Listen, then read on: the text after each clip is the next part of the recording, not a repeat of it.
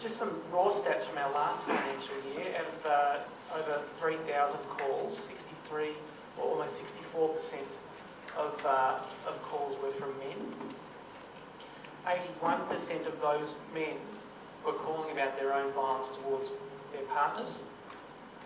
10% of those men were wanting to discuss their partners or others' violence towards them. That includes same-sex relationships, and it also includes violence in the workplace and street violence. When that's broken down further, the number of men who are calling our service about their female partner's violence towards them is about 1%, and that's been consistent for about the last 5 or so years with the statistics we take.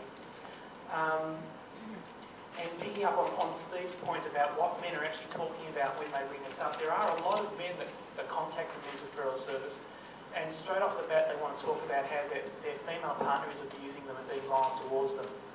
Now, ordinarily, a response to a man calling up, and often in a distressed and anxious state, wanting to do something about the violent relationship they're in and their experience, ordinarily they may be supported straight away, start talking about accommodation, where they want to leave the relationship, those kinds of things.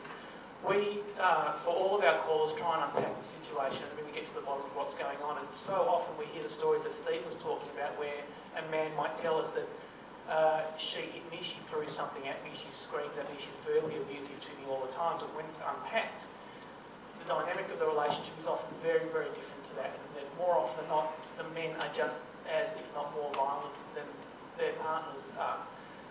We find that from the men themselves and also from women contacting our service that women's violence is more about self-defence and defence of their children and their property rather than means to control, which is the vast majority of men contacting us is the reason for their violence.